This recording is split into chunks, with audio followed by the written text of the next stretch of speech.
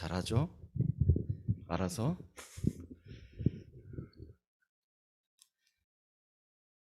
네, 둘째 날 또 여러분들 이렇게 말씀 나눌 수 있는 시간 주셔서 감사하고요. 어, 오늘도 우리가 말씀 안에서 우리를 향한 또 이 시대를 향한 하나님의 그 마음과 생각들을 발견할 수 있었으면 좋겠습니다. 어, 네, 오늘 말씀은요, 마가복음 15장. 어제보다는 짧아요. 네, 15장 33절부터 45절까지 말씀이에요. 오늘은 같이 한번 읽어봅시다. 그렇게 막 엄청 길진 않으니까 우리 교독하면서. 낮 12시가 되었을 때에 어둠이 온 땅을 덮어서 오후 3시까지 계속되었다.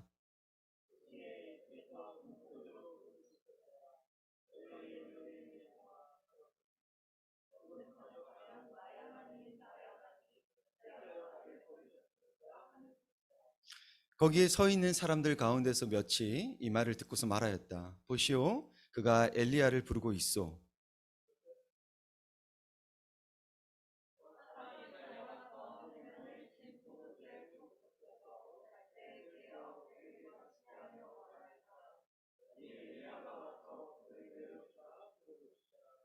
예수께서는 큰 소리를 지르시고서 숨지셨다.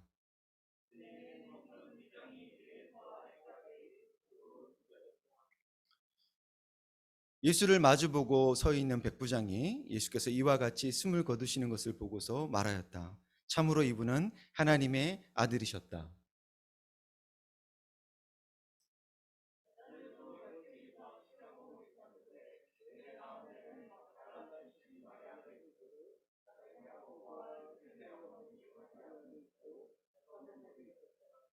이들은 예수가 갈릴리에 계실 때에 예수를 따라다니며 섬기던 여자들이었다. 그 밖에도 예수와 함께 예루살렘에 올라온 여자들이 많이 있었다.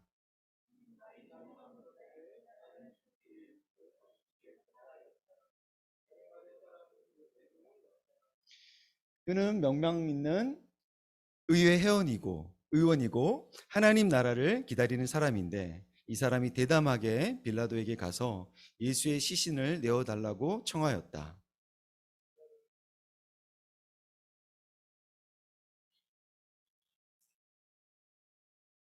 네, 이런 오류가 생기기도 하죠. 네, 네, 44절 시작.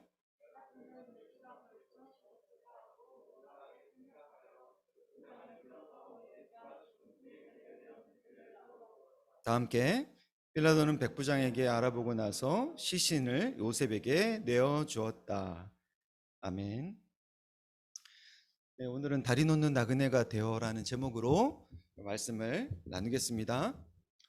여러분, 이제 우리가 이 사회적 거리두기라는 말 있죠. 이게 우리에게 참 익숙한 언어가 됐죠, 그죠? 근데 저는 사실 이 말을요, 코로나 이전에는 들어본 적이 없어요. 코로나가 터지면서 사실 처음 저는 들었던 것 같아요, 개인적으로.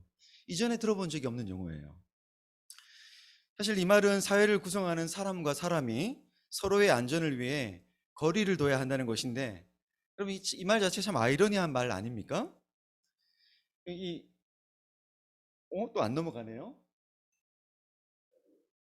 네. 여러분, 이 사회적이라는 말 자체가요, 관계적인 용어잖아요. 그죠?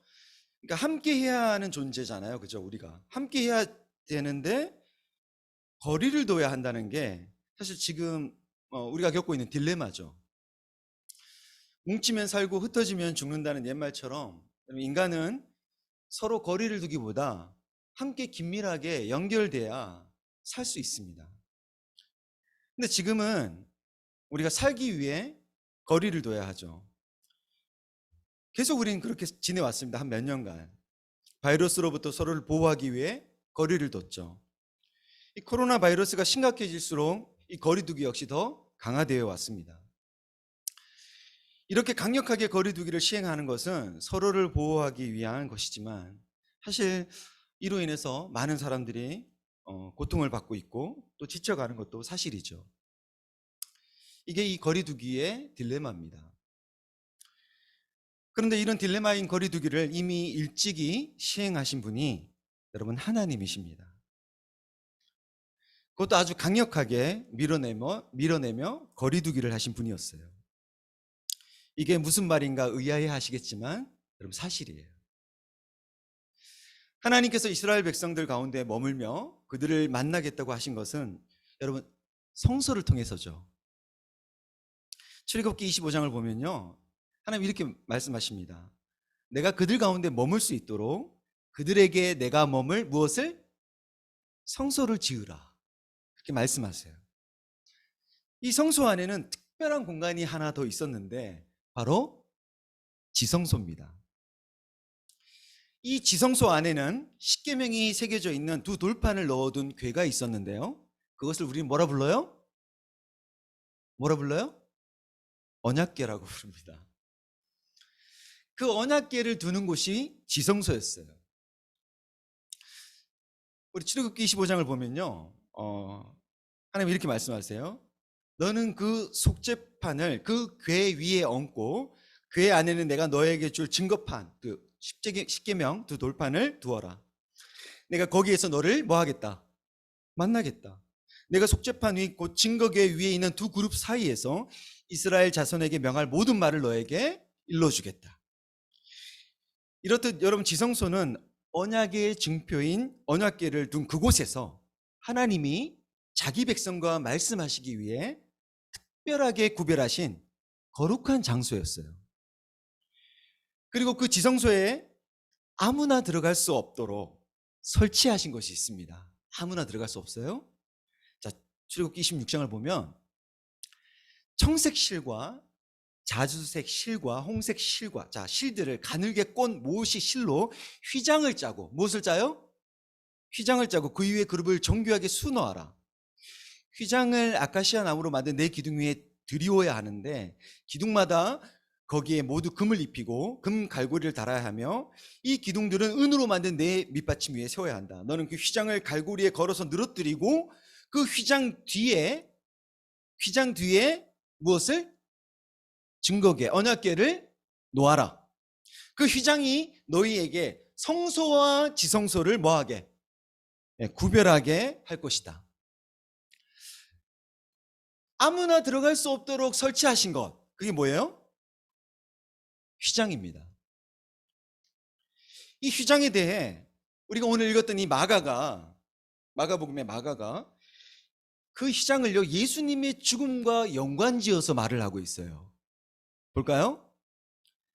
예수께서 큰 소리를 지르시고 숨지셨는데 그때에 마가가 이렇게 기록해요. 그때에 성전 휘장이 위에서부터 아래까지 두 폭으로 뭐 했다고요?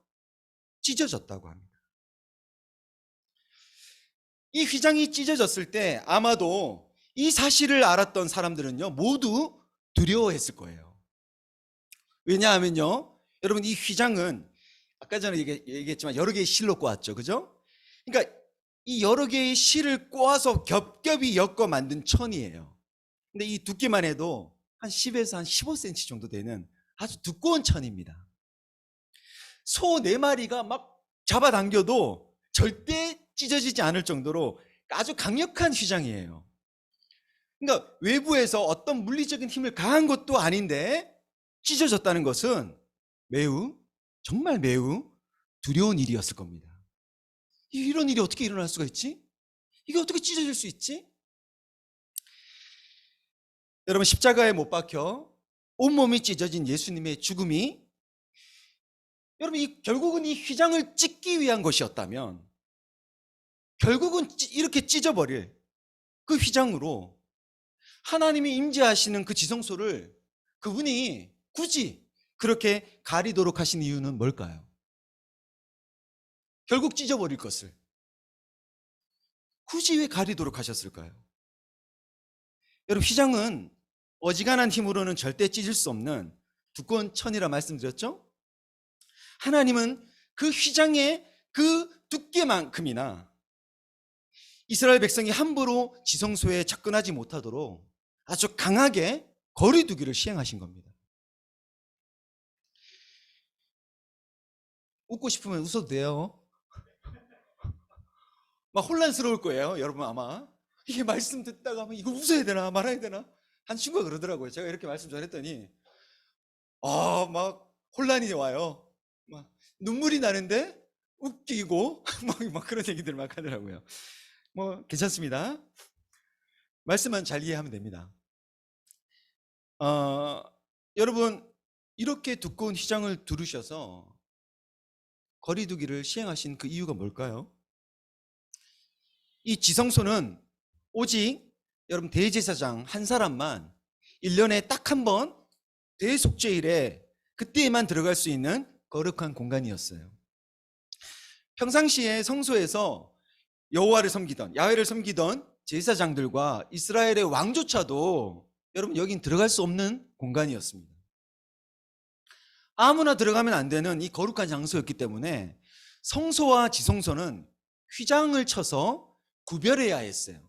성소까지는 들어가, 지성소는 아무나 못 들어가. 왜 아무나 들어가면 안 되는 것이었을까? 왜요? 레위기 16장에 한 사건이 나오는데요. 아론의 두 아들, 아론은 제사장이죠? 아론의 두 아들이 여호와 앞에서 죽은 일이 있었어요. 하나님이 하지 말라는 행동을 한 거예요. 그래서 여호와께서 말씀하십니다. 이렇게 너는 내 형 아론에게 경고하여 성소의 휘장 뒤 법궤와 그 법궤의 뚜껑이 속죄소가 있는 지성소에 함부로 들어오지 못하도록 해라. 함부로 들어간 거죠. 그렇지 않으면 뭐 할 거다? 죽임을 당할 것이다. 이것은 내가 그 속죄소 위 구름 가운데서 나타나기 때문이다. 그러니 자, 이것을 구별한 이유가 뭐예요? 가린 이유가 함부로 들어갔다가 뭐 할 수 있기 때문? 죽을 수 있기 때문이죠. 사망. 더 정확하게 말하면 하나님께서 그를 죽이실 수 있기 때문에 아무나 함부로 들어갈 수 없었어요. 우린 출애굽기에서도 그런 하나님을 엿볼 수 있는데요. 출애굽기 19장에 보면 주님께서 모세한테 이렇게 말씀하십니다. 야, 내가 짙은 구름 속에서 너에게 나타날 거야. 내가 이렇게 하는 까닭은 내가 너와 말하는 것을 백성이 듣고 그들이 영원히 너를 믿게 하려고 하는 거야. 모세가 백성이 한 말을 주님께 다시 아뢰입니다. 그럴 때 주님이 모세에게 이렇게 말씀하세요. 야, 너는 백성에게 가서 오늘과 내일 이틀 동안 그들을 성결하게 해라. 그들이 옷을 빨아 입고서 셋째 날을 맞이할 준비를 하게 해라. 바로 이 셋째 날에 나주가 온 백성이 보는 가운데 시내산에 내려가겠다. 그러므로 너는 산 주위로 무엇을 정해요? 경계선을 정해줘. 경계선을 정해줘서 백성이 뭐 하지 못하게? 접근하지 못하게 해라.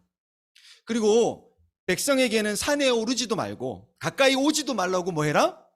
경고해라. 산에 들어서면 누구든지 죽음을 면하지 못할 것이다. 이렇게 말씀하세요.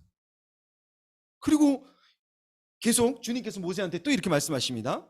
야, 너는 내려가서 백성에게 나 줄을 보려고 내가 정해놓은 너가 정한 그 경계선 넘어 들어오다가 많은 사람이 죽는 일이 없도록 하라고 단단히 알려두어라. 나 주에게 가까이 오는 제사장도 자신을 성결하게 해야 한다. 그렇게 하지 않으면 나 주가 그들을 뭐해? 쳐서 죽일 거야. 우리가 생각하는 하나님과 뭔가 좀 다르죠. 내가 그들을 쳐서 죽일 거야. 모세가 주님께 대답합니다. 주님께서 우리들에게 산의 경계선을 정해서 그것을 거룩하게 구별하라고 경고하시는 명을 내리셨으므로 이 백성은 시내산에 올라올 수 없을 겁니다. 주님이 그에게 또 이렇게 말씀하세요. 참, 왜 이렇게 계속 반복해서 너는 어서 내려가서 아론을 데리고 올라와라. 그러나 제사장들과 백성들은 나에게 올라오려고 경계선을 넘어서는 안 돼. 계속 반복해서 얘기하시죠. 야, 경계선을 넘어서는 안 돼. 그들이 경계선을 넘으면 나 주가 그들을 쳐서 뭐 할 거야? 죽일 거야. 모세가 백성에게 내려가서 그대로 전합니다. 여기서도 하나님께서 계속 경계선을 정하시고 거리를 두시는 것을 볼 수 있어요. 근데 거리를 두신 이유가 그 경계선을 넘으면 그분이 그들을 쳐서 죽일 것이기 때문이라고 말씀하시죠.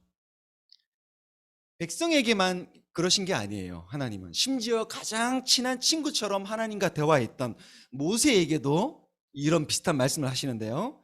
출애굽기 33장을 볼게요. 그때 모세가 저에게 주님의 영광을 보여주십시오 간청합니다. 하나님께. 주님이 대답합니다.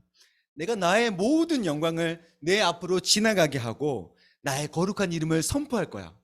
나는 주다. 은혜를 베풀고 싶은 사람에게 은혜를 베풀고 불쌍히 여기고 싶은 사람을 불쌍히 여긴다. 그러면 주님께서 다시 말씀하세요. 그러나 내가 너에게 나의 얼굴은 보이지 않겠다. 왜? 나를 본 사람은 아무도 뭐 할 수 없어? 살 수 없기 때문이래. 살 수 없기 때문에. 하나님을 직접 대면한 사람은 살 수 없다는 거예요. 죽는다는 겁니다. 왜일까요? 왜 하나님을 대면하면 직접 얼굴과 얼굴을 그분을 맞대면 왜 죽을 수밖에 없을까요? 왜 그분이 우리를 죽이실까요? 바로 여러분 합법적인 하나님의 법을 지키지 않고 불법을 행한 인간의 죄 때문이죠. 로마서 6장은 뭐라 이야기합니까? 죄의 삭은 사망이라. 여러분 하나님의 그 공의로운 성품은요, 불법을 못 본 채 할 수 없어요. 그분은 사랑의 하나님이시고 동시에 공의의 하나님이시잖아요. 그분의 공의는 이 불법을 못 본 채 할 수 없습니다. 그러니 그분의 공의가 나서서 죄를 심판하는 거예요. 하나님은 거룩한 분이시다. 그분의 거룩함은 죄를 소멸하는 불입니다. 불의 속성이 뭐예요? 가까이 가면 타죠. 그런 것처럼 죄인이 하나님께 가까이 가면 가까이 가는 것 자체로 죽습니다. 그러니 죄로 인해 인간이 죽임당하는 것을 막기 위해 가까이 오지 말라시며 거리를 두신 것이에요. 죄와 가까이 할 수 없는 죄를 미워하시는 그분의 거룩하심 때문이죠. 이사야 59장에서는 그래서 이것을 이렇게 안타깝게 표현합니다. 여호와께서 능력이 부족하여 너희를 구원하지 못하는 것이 아니며 귀가 둔하여 너희 부르짖는 소리를 듣지 못하는 것이 아니야. 너희 죄가 너희를 하나님과 분리시켜 놓았기 때문에 그가 너희를 외면하고 너희 부르짖음에 귀를 기울이지 않으시는 거야. 안타깝죠. 하나님과 우리 사이를 분리시킨 이 두꺼운 휘장이 왜 필요했을까요? 그 휘장은 인간의 죄로 인해서 두신 겁니다. 그 두께만큼이나 인간이 이 죄라는 바이러스에 심각하게 오염되어 있다는 것이죠. 그렇게 우리가 죄 있는 상태로 하나님 앞에 나아가면 죽습니다. 그렇게 이처럼 거리를 두신 이유는 바로 인간의 생명을 살리기 위한 것이었어요. 그러나 여러분, 이렇게 하나님께서 거리를 두는 방식으로 계속 살 수 없죠. 그분은 그렇게 인간을 그런 존재로 만들지 않으셨어요. 이렇게 거리를 두는 방식으로는요, 관계가 깊어질 수 없기 때문이죠. 그래서 하나님도 이 거리 두기를 끝내시기로 합니다. 이 거리 두기를 끝내시려면 하나님과 우리 사이를 갈라놓은 죄의 문제를 해결해야만 하셨는데요. 이 죄의 문제를 해결해서 하나님과의 이 거리 두기를 끝내버리신 분이 바로 예수님이시죠. 십자가의 죽음으로 인간의 죄에 대한 대가를 지불하셔서 죄를 심판하시는 그 하나님의 공의를 만족시키셨고, 이 죄 때문에 철저하게 분리되었던 하나님과의 그 관계에 다리를 놓으십니다. 예수님의 희생으로 인해 어떤 죄인이든 이제 예수님을 통해 하나님께 나아가 새 생명을 얻게 될 수 있었습니다. 여러분, 거리를 두신 것도요, 생명을 살리기 위한 것이요, 거리를 좁히신 것도 생명을 살리기 위한 것이었죠. 우린 이 사실을 놓치지 말아야 돼요. 거리 두기를 하는 것도, 그리고 거리 두기를 끝내는 것도 생명을 살리는 것을 우선으로 생각해야 된다는 것을 잊지 말아야 됩니다.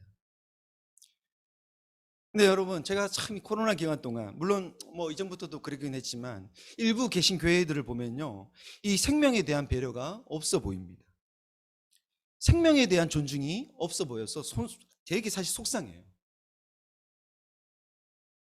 저는 그런 교회의 어떤 행태들을 볼 때, 아, 이건 아니잖아,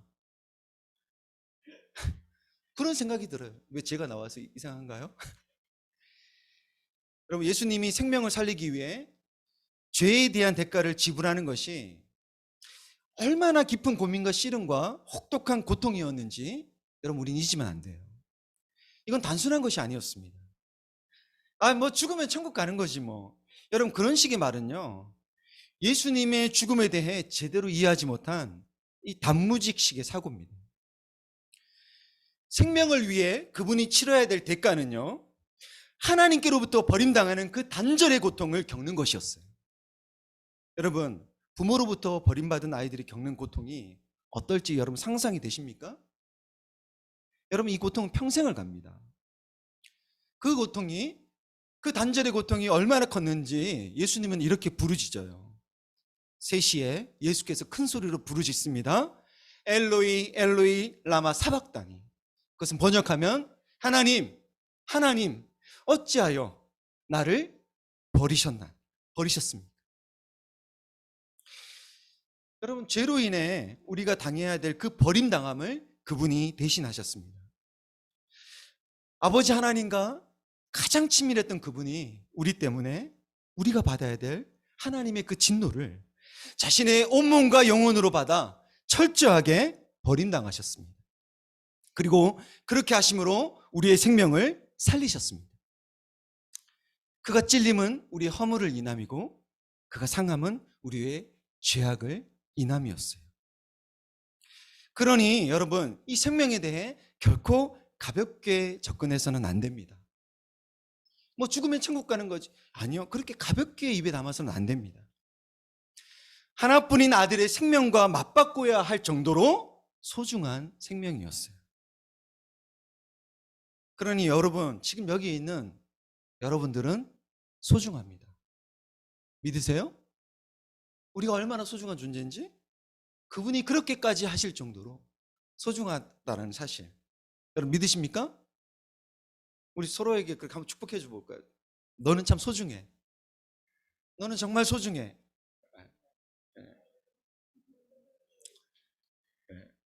우리가 이걸 참 많이 잊고 살아요. 여러분, 그러지 않아요? 여기서 이러고 있다가 또 집에 돌아가면, 아이 멍청이, 이 바보야, 그것밖에 안 되냐, 뭐 그러지 않습니까? 여러분, 소중해요. 잊지 마십시오.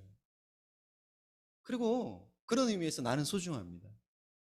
자기 머리를 이렇게 쓰다듬어 주면서 나는 소중합니다 한번 얘기해 주세요. 나는 소중해. 나는 소중해. 네? 여러분, 하나님은요, 거리두기를 즐겨하는 분은 아니세요. 그분은 우리보다 더 우리와의 거리를 좁히기를 원하시는 분입니다. 그러나 그분이 거리를 두든 거리를 좁히든 그것은 생명을 위한 것이었어요. 인간을 살리기 위해 하나님 자신이 대신해서 죽임을 당하셨던 것은 이 생명에 대해 책임지시려는 그 결단에서 비롯된 것이죠. 여러분, 아이언맨 혹시 기억나십니까? 예? 자신은 죽더라도 모든 사람들을 살리겠다는 그 결단의 그 눈빛, 그러면서 손가락을 튕겼잖아요. 여러분, 그것을 뭐라 얘기해요? 삼천만큼 사랑해. 사랑이에요, 사랑. 결국은 여러분, 이 사랑이요, 하나님의 백성이라고 부르는 우리 기독교인들에게 필요합니다. 야, 코로나가 무섭냐? 하나님의 심판이 무섭냐?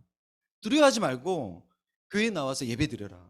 그런 식의 이 목사들의 외침, 그건요, 생명에 대해 책임지시려는 하나님의 그 깊은 고뇌와 결단을 무시하는 거예요. 부디 생명을 살리기 위해 버림당하신 주님의 그 희생에, 그 사랑에 먹칠하지 않는 기독인으로 살아가길 바랍니다. 그분의 사랑이 다른 사람에게도 전해지길 원한다면 이미 예수께서 거두신 그 휘장을 우리 스스로 그냥 다시 쳐서 세상 사람들이 하나님께 거리를 두게 하는 것을 우리가 원하지 않는다면 우리는 이 생명에 대해서 진지하게 생각해야 돼요. 안타까운 건 이미 교회가 스스로 만들어 놓은 이 부정적인 이미지들 있잖아요. 이것 때문에 저도 손해를 보고 있어요. 저도 피해자입니다. 예? 저희 형제들, 제 가족 10남매인데요. 제가 10남매 중에 막내로 태어나서 유일하게 첫 번째로 예수를 믿었어요. 근데 전도가 안 돼요. 너무 어려워요. 저희 형제들만 해도요, 기독교에 대해서 거리를 두고 살아요. 별로 가까이 하고 싶어 하지 않습니다. 주변의 기독교인들, 자기가 만난 기독교인들 보니, 와, 정내미가 떨어지더라. 어떻게 그럴 수 있냐.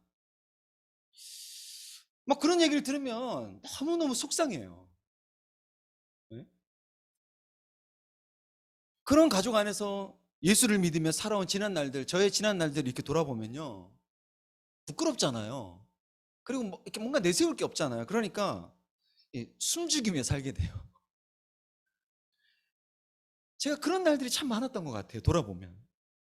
그러니까 막 명절날 모이면 종교 얘기 나오잖아요. 막 기독교인들에서 막 깝니다. 그렇게 까도 목사에 대해서 목사님들은 정말 목사에 대해서 욕을 하죠. 그렇게 욕을 해도 이 기독교인에 대한 가족들의 그 기억이 나를 세울 정도로 부정적일 때 같이 막 나를 세워. 그래, 해보자. 그렇게 맞대응하지 않았어요. 할 수 없었어요. 그저 듣기만 할 뿐. 정 아니다 싶을 때 한마디씩 그냥 이렇게 아주 소극적으로 한마디씩 던지는 게 전부입니다.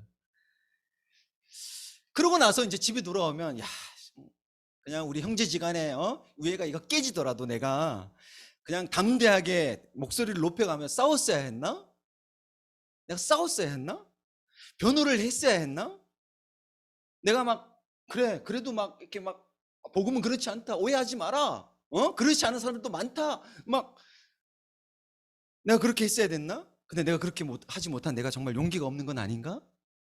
여러 가지 생각이 들었습니다.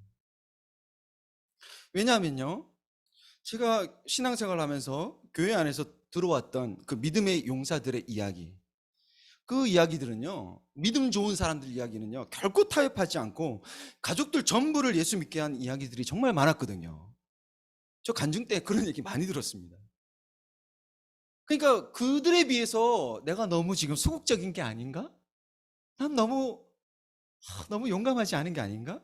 고민하게 되더라고요. 숨죽이며 살 필요 없이 그냥 내 하고 싶은 말 다 하고 그냥 당당하게 그냥 복음을 전하며 사는 것이 진짜 믿음 있는 사람이 아닐까? 진짜 그것이 믿음이 아닐까? 고민이 되는 거죠. 근데 여러분, 오늘 말씀에서 그렇게 숨죽이며 살았던 믿음의 사람들에 대한 얘기를 우리는 접하게 됩니다. 이들은 예수를 믿지만 그 믿음을 공개적으로 드러낼 수 없는 사람들이었는데요. 바로 백부장과 여자들과 아리마대 요셉이에요. 이들이 예수님을 어떻게 대했는지 그들의 말과 한번 태도를 볼게요. 39절에 백부장이 고백합니다. 그는 실로 하나님의 아들이셨다. 40절을 보면 여자들이 이렇게 말합니다. 막달라 출신 마리아, 야고보와 요셉의 어머니 마리아가 멀찍이서 어떻게 하고 있어요? 멀찍이서 지켜보고 있었죠. 43절 아리마대 요셉은요, 예수의 죽은 시신을 내어달라고 요청합니다. 여러분, 이들은요, 보면 예수님을 인정하고 예수님을 인정하고 예수님을 걱정하고요, 그리고 예수님을 존중하는 이들의 마음을 엿볼 수 있어요. 그러나 마음은 있지만 이 위험한 상황에서 숨죽이며 거리를 두고 지켜볼 수밖에 없는 사람들이었어요. 왜였을까요? 백부장은 황제를 신의 아들로 숭배하며 그 황제에게 충성을 다해야 하는 로마의 군인이었어요. 여인들은 멀찍이서 지켜봤지만 그 여인들은요, 예수를 따르는 잔당들이었죠. 다 도망가고 남은 잔당들. 아리마대 요셉은 예수님의 죽음을 모의한 사내들인 공회에 고위 관료였습니다. 이런 각자의 상황과 처지 때문에 자신을 드러내면 안 되는, 그냥 숨죽이며 그 모든 것을 지켜볼 수밖에 없는 이들이었어요. 그러나 비록 그들이 숨죽이며 예수의 죽음을 지켜보긴 했지만 끝까지 예수님의 마지막을 지키면서 이 예수님의 시신을 보존하는 데 기여했고요. 예수님의 시신을 가장 가까이에서 목격하고 후대에게 예수님의 부활을 증언한 증인들이었습니다.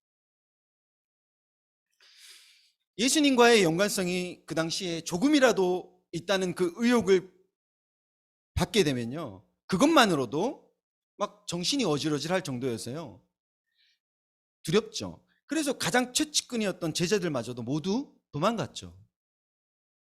내가 예수와 어떤 연관이라도 있다는 사실이 드러나는 거, 그게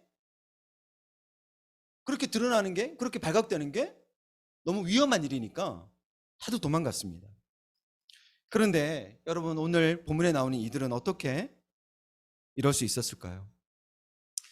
가장 절망적인 순간, 모든 상황이 예수를 믿는 사람들에게 호의적이지 않은 것을 넘어서 적대적이기까지 할 때, 여러분, 끝까지 남아 믿음을 지킨다는 건 정말 어렵습니다. 이들 중 아리마대 요셉의 경우는 예수님의 시신을 수습하고 장사까지 지내요. 그럼 이게 어떤 의미인지 아세요? 안식일에 시신을 만져서 부정하게 되는 것을 말합니다. 즉 율법을 어긴 자라는 비판, 어긴 자라는 이 비판과 또 예수를 감싼 동조자라는 그 혐의, 그런 혐의를 받을 수 있는 것, 이걸 감수하고서 그렇게 한 겁니다. 어떻게 이럴 수 있었을까요? 우리는 대개 이런 경우 대단한 믿음을 소유한 사람이었기에 가능한 일이었을 거라고 생각해요. 자, 그럼 한번 볼까요? 이 아리마대 요셉을.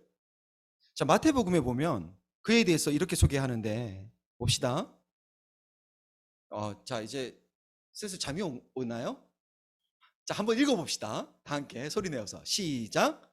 저 어렸을 때 아리마대 부자 요셉이라는 사람, 그도 제자. 자, 여러분, 아리마대 요셉에 대해서 뭐라 얘기하냐면, 자, 그가 뭐라고요? 부자예요. 그는 부자였어요.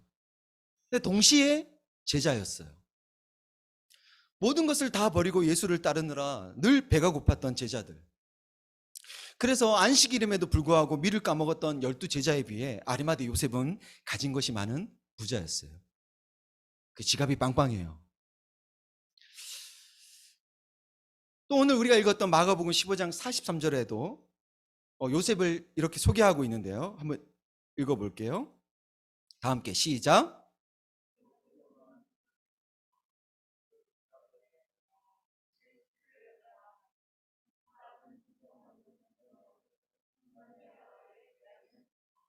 자, 여러분, 여기서 마가는 이렇게 설명해요. 아리마대 요셉은 공회, 즉 사내들인의 일원이었는데요. 사내들인 공회는 71명의 회원으로 구성된 이스라엘의 오늘날로 치자면 대법원이라고 할 수 있어요. 요셉은 바로 이 강력한 모임에 존경받는 회원이었습니다. 그러니까 부자일 뿐만 아니라 그의 사회적 지위까지 아주 탄탄한 스카이 출신. 자, 이쯤 되면 여러분, 이게 어떤 드라마 같아요? 약간 막장 같은 드라마. 저는 개인적으로 그렇게 생각해요. 왜냐하면 그의 이중적인 모습이 보입니다, 저는. 그래서 당혹스러워요. 예수님의 제자인데 동시에 예수님의 죽음을 주도한 핵심 집단의 회원인 거예요. 양다리를 걸치고 있죠. 여러분, 우리 양다리, 잠깐만요, 제가 계속 놓치고 있네요. 이 부부의 세계 볼 때 여러분 기분이 아주 찝찝하지 않았습니까? 저 남자를 볼 때? 예? 사내들인 공예는요, 여러분, 예수님을요 빌라도에게 넘긴 주도 세력이었어요. 근데 거기에 존경받는 회원이에요. 이런 사람이 여러분 제자라는 사실이 여러분 어때요? 불편하지 않습니까? 그런데 누가가 그에 대해 좀 더 부연 설명을 해주는데 누가가 이렇게 얘기합니다. 네, 한 번만 더 읽어봅시다. 시작.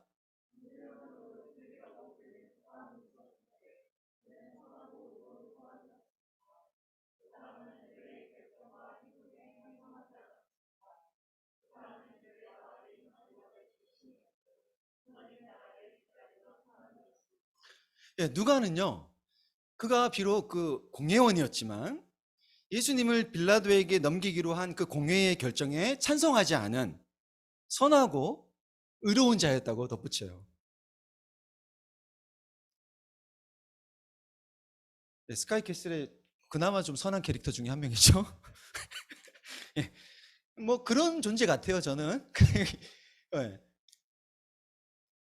그렇지만 여러분, 만일 그가 제자였고 의로운 자였으며 또 그와 같은 결정에 동의하지 않았다면 왜 그 예수님의 그 죽음을 저지하기 위해 그가 적극적으로 나서지 않았던 걸까요? 그는 공회의 하급 회원이 아니었습니다. 존경받는 회원이었어요. 하지만 여러분, 우리가 복음서 어디에도 공회의 그 내부에서 예수의 처형을 반대하는 그 강력한 그 적극적인 저항이 있었다는 암시는 없습니다.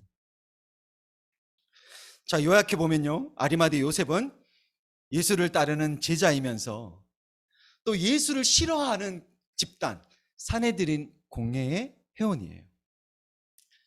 그의 처지가 마치 신부는 한국인인데 한국을 혐오하는 일본에서 살아야 되는 제일교포 같다는 생각이 듭니다. 제일교포들은요, 그 땅에서 심하게 차별받고 있는 나그네들이죠. 스스로 그들이 한국인이라는 이 정체성을 완전히 버리지 않는 한 그 일본에 완전히 속할 수 없는 객이에요, 객. 아리마대 요셉의 처지가 좀 그렇지 않았을까요? 여러분, 저와 여러분은 어떻습니까? 우린 하나님 나라에 속해 있으면서 동시에 세상에 속해 있잖아요. 하나님 나라에 속해 있으면서 동시에 세상에 속해 있는 우리도 저는 그의 처지와 다르지 않은 것 같아요. 여러분, 이렇게 살아갔던 아리마대 요셉의 마음은 어땠을까요? 요한복음은 이런 아리마대 요셉의 내면 상태를 엿볼 수 있는 또 다른 설명을 해주고 있는데요. 자, 요한복음을 볼게요. 이젠 제가 읽을게요. 편하게 따라오세요. 제가 안내합니다. 그 뒤에 아리마테, 이거는요, 공동 번역이에요. 그래서 저는 막 여러 번역서를 막 사용해요. 네. 그 뒤에 아리마테아 사람 요셉이 빌라도에게 예수를 시쳐 가져가게 해달라고 청했다. 그도 예수의 제자였지만 유다인들이 뭐하여? 유대인들이 무서워서 그 사실을 뭐예요? 숨기고 있었다. 빌라도의 허락을 받아 요셉은 가서 예수의 시체를 내렸다. 요한은 아리마대 요셉이 동료 유대 지도자들이 무서워서 제자임을 숨겼다고 말합니다. 여러분, 그는 두려웠어요. 여러분, 이 땅에 나그네로 살아가는 사람들, 그 어디에도 속하지 못하는 그들은요, 우리 주변에 많죠? 난민들, 외국인 노동자들. 그들이 느끼는 가장 기본적인 정서는 두려움이에요. 차별에 대한, 거절에 대한 두려움, 배제에 대한 두려움, 그리고 언제든 추방당할 수 있다는 두려움입니다. 여러분, 아리마대 요셉을 보세요. 그는 예수님에 대한 그 불의한 재판에 찬성하지 않았지만 그것을 저지하기 위한 그 어떤 행동도 하지 않은 것 같아요. 왜 그랬을까요? 이것이 알려지게 되면, 자기가 예수의 제자라는 사실이 들통이 나면, 그것이 알려지게 되면 그가 갖고 있는 그 부와 지위를 위협받는 것은 물론이고 자신이 마음속으로 따르고 있는 그 예수에 대한 그 유대인들의 적개심이 자기 자신을 향할까 봐, 그 적개심이 자기를 향할까 봐 두려웠을 겁니다. 그래서 그들의 적개심이 가라앉을 때까지 자신의 정체를 숨기고 숨죽이고 있었을 거예요. 제자였지만 제자임을 알리는 게 두려운 사람, 자신이 자신의 정체성을 드러냈을 때 잃게 될 것들, 당하게 될 그 위협과 차별들이 두려운 사람인 거예요. 여러분, 저는 지금 교회가 처해 있는 상황 때문에 이렇게 살아가는 현대판 아리마대 요셉이 많지 않을까 싶어요. 가장 최근 3대 종교 호감도 조사 통계 자료가 나왔습니다. 여러분, 불교 천주교는 올랐어요. 호감이 60% 이상인 것에 비해 기독교는 전해보다 더 떨어졌어요. 18%로. 여러분, 교회를 다니지만, 예수를 믿지만 이 교회에 대해서, 기독교에 대해서 호의적이지 않은 것을 넘어서 혐오하는 문화 한가운데 저와 여러분 살고 있어요. 그래서 속 시원하게 그리스도인이라 말하지 못하며 마치 나그네처럼 숨죽이며 살아가는 사람들이 바로 우리가 아닐까. 그런데 예수님은 그런 아리마대 요셉을, 야, 너같이 용기 없는 애는 제자가 아니야. 네가 내 제자야. 그렇게 말씀하시거나, 아니면 야, 이중적인 인간아, 그렇게 비난하지 않으셨어요. 오히려 주님은 그가 예수님의 시신을 거둔다고 나서기 전에, 그가 부자였고 믿음을 드러내면 무엇을 잃을까봐 두려워하여 숨어 있었을 때도 바로 그도 예수의 제자라고 하십니다. 그를 선하고 의로운 자라고 말씀하세요. 왜일까요? 왜 이런 사람을, 제자 같지 않은, 떳떳하지 못하고 주를 위해 나서기보다 뒤에 숨어서 예수의 제자임을 숨겼던 이런 사람을 왜 성경은 의로운 자라고 소개할까요? 이해가 안 되잖아요. 1세기 당시 사형수들의 시신은요, 그냥 쓰레기장에 던져졌습니다. 그러면요, 개와 독수리들이 와서 그 시신을 먹어요. 그렇게 처리를 했어요. 예수님의 시신 역시 그렇게 처참하게 개와 독수리의 먹잇감으로 그냥 버려질 수 있었습니다. 그러나 그 시신을 거두어 끝까지 지켜낸 유일한 제자가 바로 아리마대 요셉이에요.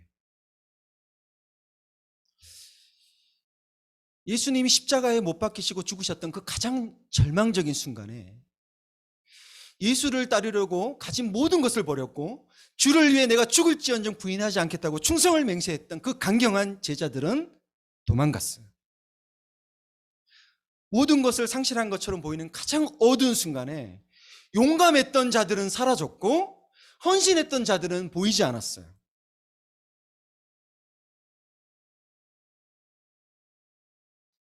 그 자리에서 행동을 보였던 사람은 겁이 많아 숨어 있었던 제자 아리마대 요셉이었습니다.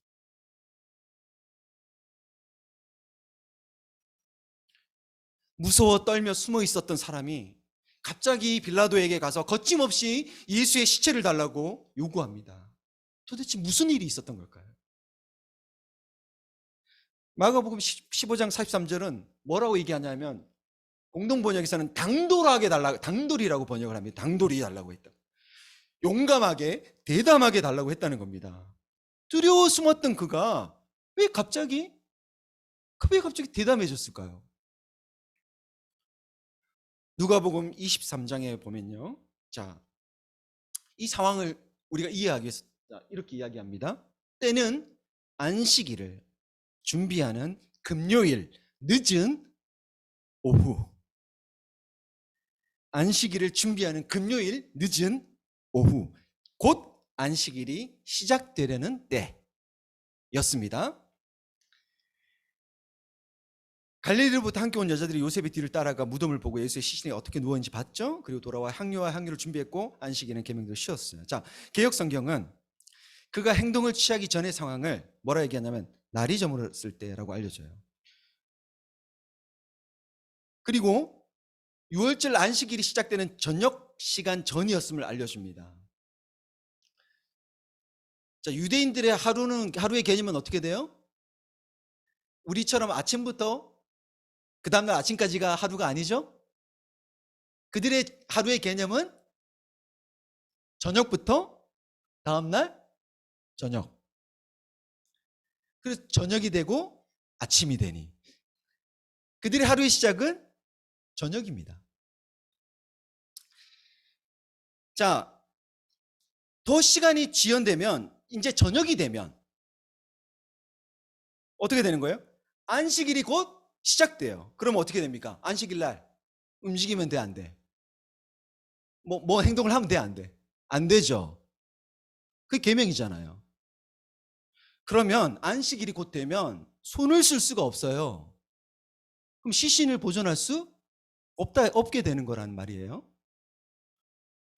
그러니까 그가 다급했어요.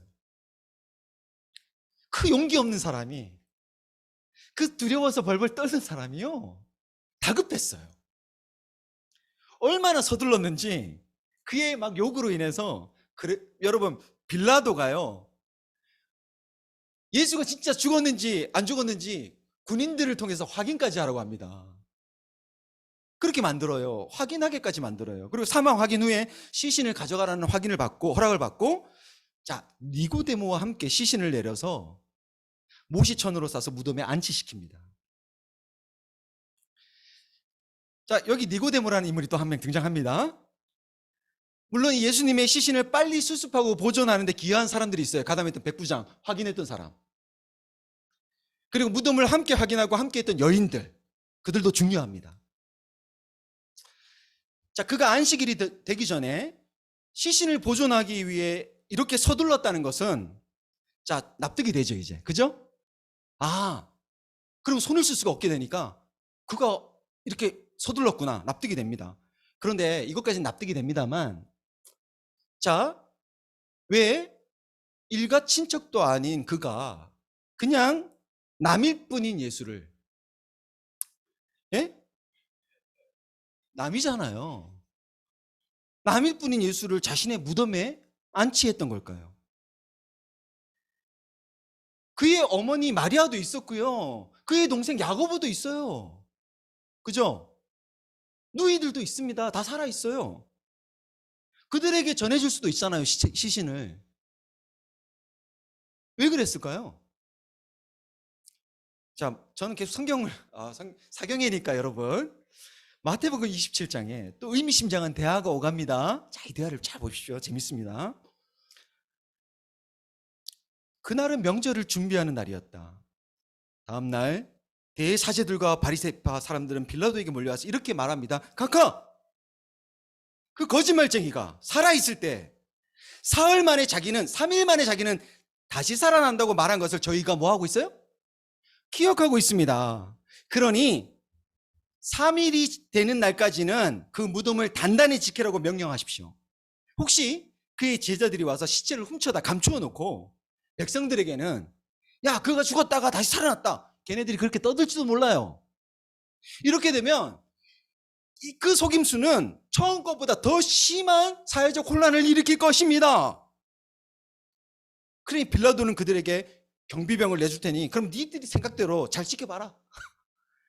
그렇게 이제 말하죠. 그들은 물러가서 그 돌을 봉인하고 경비병을 세 무덤을 단단히 지키게 합니다. 자, 제가 왜 이 얘기를 하냐면요, 여러분, 사내들인 공회원들이 모두 기억하고 있는 예수님의 주장이 있었어요. 살아생전에 그분이 자주 얘기했던 말, 3일 만에 다시 살아난다. 3일 만에 내가 다시 살아날 거야. 그것을요, 이들이 기억하고 있는 겁니다. 자, 이 사내들인 공회원 중에 한 명이 누굽니까? 아리마대 요셉이에요. 그 역시 그것을 기억하고 있었겠죠. 그리고 성경은 그가 하나님 나라를 기다리는 자라고 강조하고 있어요. 하나님 나라를 기다리는 자. 비록 그는 드러내놓고 제자라고 말하지는 않았지만, 제자라고 티내며 다니진 않았지만 마음속으로 하나님의 나라를 기다린 사람이었어요. 그리고 가장 어두웠던 그 순간, 늘 숨죽이며 살아왔지만 존경받는 사내들인의 일원이었기 때문에 할 수 있는 일, 그가 사내들인 일원이었기 때문에 자신만이 할 수 있는 그 일에 용기를 냅니다. 그는 자신이 예수의 제자라는 사실을 숨긴 채 사내들인 공회의 회원의 신분으로 시체를 달라고 해요. 빌라도가 아무나 달라고 한다고 좋겠습니까? 여러분? 아니요. 그는 사내들인 공회에 존경받는 회원이었어요. 그는 그의 신분을 이용해요. 자기에게 주어져 있는 그 자격, 그 지위. 그리고 이 일에 숨죽이며 살았던 또 다른 한 제자 니고데모가 함께합니다. 자, 요한복음에 19장에 이렇게 이야기하는데, 그 뒤에 아리마테아 사람 요셉이 빌라도에게 예수를 시체를 가져가달라고 청합니다. 그도 예수의 제자였지만, 자, 유다인들이 무서워서 사실 숨기고 있었죠. 근데 빌라도의 허락을 받아 요셉은 가서 예수의 시체를 내립니다. 그리고 이렇게 얘기해요, 요한은. 그리고 언젠가 밤에 예수를 몰래 찾아왔던 니고데모도 침향을 섞은 물약을 100근쯤 가지고 왔다. 이 두 사람은 예수의 시체를 모셔다가 유대인들의 장례 풍속대로 향유를 바르고 고운 배로 감쌌다. 자, 여러분 니고데모 잘 아시죠? 한밤중에 사람들 눈에 띄지 않기 위해 예수님을 찾아갔던 고위 관료, 그도 유대 지도자 중 한 명이었죠.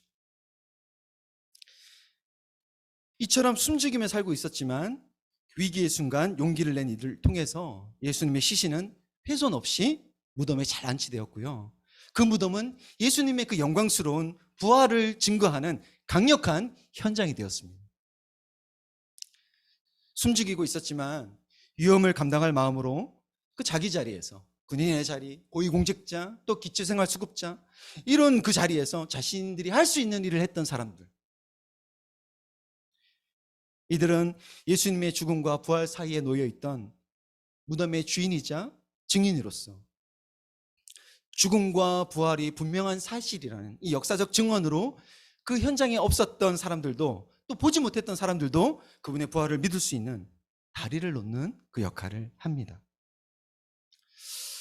저는 기독교가 어느 때보다도 비난받는 이 어려운 시기에, 절망적인 이 시기에도 여러분이 소망을 붙들며 정말 나는 위험을 감수하고 있나? 스스로에게 묻게 됩니다. 오늘 말씀에서 비록 숨죽이며 예수님의 임종을 지켰던 이들이었지만 위험을 감수하고 예수님의 시신을 수습함으로 죽음과 부활을 증언할 수 있는 다리를 놓았던 것처럼, 여러분 이 시대에 우리가 다리를 놓기 위해 감수해야 될 것이 뭘까요? 저는 현재 겪고 있는 교회에 대한 비난을 우리가 감수해야 된다고 생각해요. 그리고 기독교에 대한 싸늘한 시선을 견뎌야 합니다.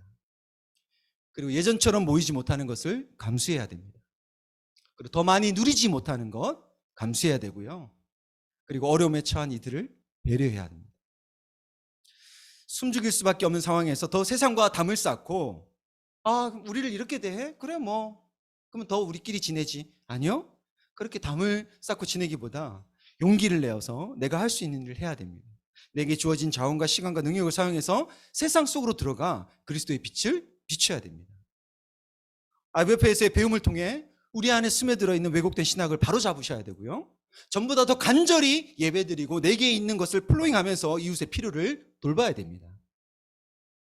그렇게 대단한 일이 아니어도 괜찮습니다. 그저 내 자리에서 내가 할 수 있는 것들을 그냥 그리스도인으로서 하면 됩니다. 저는 대학 때요, 정말 IBF만 했어요. 전 IBF를 하기 위해 대학을 들어갔던 것 같아요. 그때 우리는 소개하면 항상 이런 얘기 했어요. 그 당시 학번들, 아마 여러분들도 그런 선배들 만나보면 이런 얘기해요. 저는 전공이 IBF였습니다. 가족의 날 때 만나면 꼭 학사님들 그런 얘기 안 해요? 저는 전공이 IBF였습니다. 그게 사실 지금 생각해보면 자랑할 일이 아니에요. 담을 쌓고 살았다는 거잖아. 그게 자랑, 근데 그 당시에는 자랑할 일이었. 근데 제가 간사를 오래 하면서 보니까 자랑할 일이 아니더라고요, 그게. 제가 어느 정도로 IBF에 빠져 살았냐면요, 정말 저는 디자인과를 들어갔거든요. 근데 수업만 할 뿐, 학과 생활은 딱 수업만 할 뿐, 나머지는 무조건 동방으로 와서 IBF 형제자매를 만나는 게 훨씬 즐거웠고 훨씬 행복했고 늘 거기서 살았어요. 그러다가 이제 제가 한 3학년 때까지 IMF를 열심히 섬기고 1학기를 마치고 군대도 늦게 갔어요. 군대를 이제 갔다가 딱 돌아왔는데, 이제 그러면 이제 제 나이 또래 친구들은 다 이제 군대 갔다 왔을 거 아닙니까? 저보다 좀 더 빨리 복학한 애들도 있고. 제가 이제 딱 복학을 하니까 한 친구가 제 1학년 동기였는데, 걔가 뭐라 그러냐면, 야, 너도 우리 과였냐? 네가 우리 과였냐는 거예요. 와, 정말 그때 이게 충격이었어요, 저한테는 그 말이. 그럼 IMF가 잘못 가르쳐서 제가 그렇게 산 거냐? IMF 탓이냐? 아니요, IMF는 그 당시 그렇게 가르치지 않았어요. 세상 속의 그리스도인으로 살아야 한다고 가르쳤습니다. 그러면 내가 왜 그렇게 살았냐? 가르치는 건 그렇게 가르쳤는데 우리의 구조는요, IMF 모임에 집중할 수밖에 없는 구조였어요. 당시 그랬어요. 가르친 건 그렇게 배웠는데 만나는 사람은 IMF 사람밖에 만날 수밖에 없는. 모임은 얼마나 많아. 그때 진짜 모임 많았거든요. 지금은 모임이 얼마나 되는지 모르겠지만 지금 모임 많이 줄었죠. 그때 진짜 모임이 많았어요. 그것까지 하면서 친구들을 어떻게 또 만나? 그러니까 그럴 수 없는 구조야. 근데 가르치는 건 무슨 가르침? 세상 속의 그리스도로 살아야 됩니다. 뭐 이런 가르침. 괴리감이 생기잖아. 괴리감이. 그 괴리감을 내가 복학하고 완전 충격적으로 내가 느낀 거죠. 야, 니도 우리 과였냐? 너무 충격이었어요. 그래서 복학한 후에, 야, 내가 더 이상 그렇게 살지 말자. 내가 배운 게 그게 아닌데 왜 나는 그렇게 살았지? 더 이상 그렇게 살지 말자. 그래서 제가 할 수 있는 거, 제가 그때 이제 그 시점에 복학할 무렵에 디자인과가요, 모든 게 바뀌었어요. 옛날엔 손으로 그림을 그렸는데, 이야, 포토샵이 들어왔어. 일러스트 같은 게 막 들어오기 시작한 거예요. 막 복학생이 뭘 합니까? 나는 손으로만 했는데 이걸 적응을 해야 되잖아. 배워야 되잖아. 익혀야 되잖아. 그러니까 근데 막 어떻게 해야 될지 몰라서 책을 갖고 막 서점에 사와서 혼자 책을 보면서 혼자 독학을 했어요. 와, 그리고 그렇게 어떻게든 독학을 해서 막 익혔습니다. 제법 독학을 하니까, 독학을 해서 얻어낸 그 지식은요, 와, 굉장히 강력합니다. 힘이 있어요. 그래서 이제 그렇게 배우고 나서 제가 이제 할 수 있는 일이 뭐가 있을까? 내가 그 당시에 보니까 후배들, 제가 가니까 이제 거의 저보다 후배들하고 같이 학교를 다니게 되잖아요. 복학을 하니까. 근데 걔네들 중에 어리버리해. 이 포토샵이나 일러스트를 잘 만지지 못해. 이게 뭐 너무 낯설고 어려워하는 친구들이 있어. 그래서 제가 이제 가르쳐줬어요. 그런 걸 하나하나 다 가르쳐줬어요. 그리고 저는 이제 여러분 보통 그리스도인들 모범생 아닙니까? 아닌가? 저는 수업 때 항상 맨 앞에 앉았거든요. 그래서 앉아서 이제 다 정리해서 이제 그 시험 볼 때 다 컨닝하거든요. 그렇잖아요. 다 컨닝하잖아요. 안 그래요? 요즘은 아닌가? 제 땐 그랬어요. 컨닝이 너무 자연스러운 거예요. 그래서 내가, 쪽팔리게, 쪽팔리게 컨닝하지 말고, 이거 보고 공부 좀 해 하고, 제가 정리했던 것들, 시험 나올 법한 것들 다 정리한 거 복사해서 다 나눠줬어요. 잘난 척하려고 그런 게 아니에요, 절대. 네. 그리고 4학년 때는, 4학년이 딱 되니까 이제 그러고 나서 아무튼 친구들하고 그렇게 지내다가 4학년이 됐는데 아무도 과대를 안 하려고 해. 4학년 때 과대를 하면 너무 괴로워. 힘들다는 걸 알고 다 기피해. 근데 이제 저한테 그럼 미안한 마음이 있잖아요. 1, 2학년 때 제가 막 살았잖아요. 얘네들하고 전혀 관계 맺지 않고. 그래서 그거에 대한 반성으로 아무도 맡고 싶어 하지 않은 그 과대를 맡았어요. 근데 여러분, 우리가 과대를 맡으면 정말 여러분, 우리 IMF에서 받은 그 리더 훈련이요, 장난이 아닙니다. 그게 엄청난 거예요. 제가 그래서 리더 훈련을 받았잖아요. 갈등을 중재하고 상담하고 이게 다 배우시잖아요. 그래서 과대할 때 막 애들 사이에서 졸전에 대한 막 치열한 서로 막 뭐 의견들이 막 돌 때 그걸 잘 중재했어요. 정말 지혜롭게 잘 중재했습니다. 그리고 그때 뭐 교수님께 건의해서 작업실도 마련하고 뭐 또 매일 그 작업실에 가서 청소도 하고, 예, 아침 일찍 가서. 그런데 이제 그런 모습들을 이제 주변 친구들이 조금씩 알기 시작했어요. 그러고 나서 나중에 이제 졸업 전시회를 준비하는데, 졸전을 준비할 때 한 개인당 한 60만 원, 그 당시에 큰 돈이었어요. 한 60만 원씩을 걷어요. 근데 어느 날 이제 저랑 졸전을 같이 준비하던 임원 중에 한 명인 친구가 저한테 와서, 야, 의민아, 내가 아는 그 인쇄소의 출판사에 우리 그 작품 이걸 졸전 작품 이걸 맡기면 너한테 한 500만 원 정도 떨어질 것 같아. 그 정도를 남길 수 있대요. 그게 관례였나 봐요. 그러니까 과대가 졸전을 통해서 그걸 취하는 게 그동안의 관례였던 것 같아요. 그러니까 너한테 한 500이 떨어질 거야 이러더라고요. 거절했어요. 단칼에 거절하고 졸전을 잘 치렀어요. 그리고 지방에서는 그 바람이 뭐냐면 서울에서 졸업 전시회를 갖는 거예요. 서울에서 졸업 전시회를 치렀어요. 그리고 잘 끝냈어요. 그러고 나서 봉투에 16만 원씩 다 집어넣어서 남은 금액을 개인당 16만 원씩 다 넣어서 봉투를 우리 한 40, 그 당시 졸업하는 학생들한테 다 돌려줬어요. 그러니까 얘네들이 이런 일이 없었던 거예요.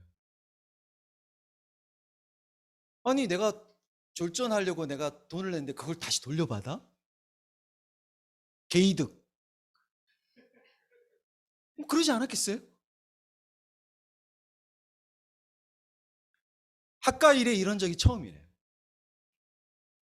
그런 어느 날 기독교를 굉장히 극혐하던 삼수생 형이 하나 있었는데, 정말 부정적이에요. 기독교 얘기하면 막 맨날 막 욕해요. 화내고. 근데 이 형이 뭐라 얘기하냐면 저를 쳐다보지도 않아요. 옆에서 이렇게 막 하면서, 기독교인이 다 나쁜 건 아니라는 생각이 들어. 그냥 슬며시 그 말을 뚝 던지는 거예요. 그리고 그 과에 줄담배 피우던 애가 있어요. 완전 쩔어 살던 애, 줄담배. 오늘 밤샘 작업하는데 얘가 오더니만, 우리 엄마가 권사야. 그동안에 그 몇 년 동안에 꽁꽁 숨겨놓았던 그 이야기, 이제 그렇게 말해도 되는 그 편안한 관계가 된 거죠. 그때 졸업했던 친구들이요, 같이 졸업했던 친구들이, 저는 졸업하자마자 결혼했거든요. 능력자죠. 아무것도 없었는데. 근데 제가 결혼할 때 이 과 친구들이 정말 많이 왔어요. 와서 축하해주고. 우리 IBF 지체들도 많았지만. 그리고 그 당시에 이제 그 제가 대표할 때, 과대 할 때 국가대가 있어요. 이 여학생은 이제 나이트 클럽에 한번 간 적이 있는데, 우리 과 축제를 하러. 근데 이 친구는요, 봉춤을 추는 친구였어요. 술에 취하면 봉을 딱 잡고 화려해요. 막 긴 머리를 확 날리면서 막 봉을 막 돌아요. 술을 마셔도 절대 지는 법이 없습니다. 근데 이 친구가 저를 찍었어요. 4학년 때. 나 오빠랑 같은 팀 할래. 그래서 그룹 과제를 항상 그 친구랑 했거든요. 한 3명 정도가. 근데 이 친구가 이제 그룹 과제 하다 보니까 자주 만나잖아요. 근데 이제 만나면 항상 이 친구가 저한테 그렇게 얘기를 해요. 오빠는 왜 그렇게 교회를 열심히 다녀? 어? 오빠는 왜 그렇게 그 동아리를 그렇게 열심히 해? 뭐가 좋은데? 뭐 이런 얘기를 해요. 그래서 제가, 너도 한번 나가볼래? 이렇게 얘기하니까, 아니야. 그런 얘기 하지 말라고. 또 막 그래요. 그런 친구가 있었어요. 그렇게 보냈던 그 친구. 그 친구 지금 뭐 하고 있는지 아세요? 교회 목사의 사모가 돼서 사모로 살고 있어요. 여러분, 정말 모를 일입니다. 내가 내 자리에서 내가 할 수 있는 거 있잖아요. 우리 그냥 그리스도로 살아가는 거 그냥. 그게 별거 아닌 것 같지만요. 여러분, 당장에 어떤 결과도 뭐 이렇게 드러나 보이는 것 같지 않지만 내가 하는 그 어떤 그리스도인으로 살아가는 그 작은 그 일들이요. 누군가에게는요. 그와 하나님 사이에 없었던 그 다리를 놓는 일이 될 수 있습니다. 우리 경인지방 사랑하는 우리 후배, IBF 다 후배잖아. 예? 후배 여러분들. 비록 우리가 이 땅의 나그네 같은 그런 정체성으로 우리가 살아가고 있지 않습니까? 예. 우리의 본래 그 정체성을 때 숨기며 우리가 숨죽이며 살아갈지라도 여러분 다시 용기를 내서 여러분 내가 있는 그 자리에서 많이 놓쳤군요. 내가 있는 자리에서 내가 할 수 있는 일들로 세상 사람들이 하나님께 나아가는 그 다리를 놓기 위해 여러분 더 이상 숨지 않고 거리를 뒀던 세상 속으로 용감하게 들어가 부딪히고 또 그 속에서 정직하게 땀 흘리며 공부하고 일하면서 여러분 그리스도를 증거할 수 있는 증인이 되길 주님의 이름으로 축원합니다. 그래서 주님이 잘하였다 착하고 충성된 종아 네가 작은 일에 충성하였으니 내 주인의 잔치에 참여할지어다. 그렇게 칭찬받을 수 있는 저와 여러분이 되기를 바랍니다. 제가 기도하고 오늘 마치도록 할게요.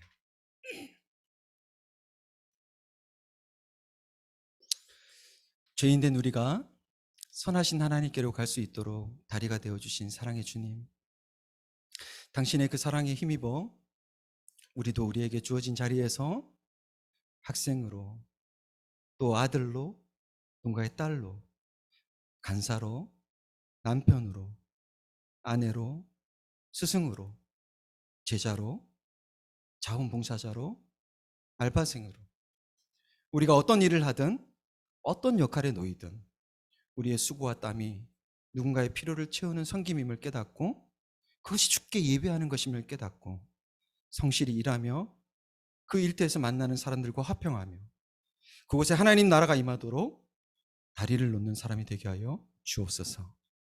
세상에 속하였지만 속하지 않은 하나님 나라의 백성이 되게 하여 주시옵소서. 예수 그리스도의 이름으로 간절히 기도하옵나이다. 아멘.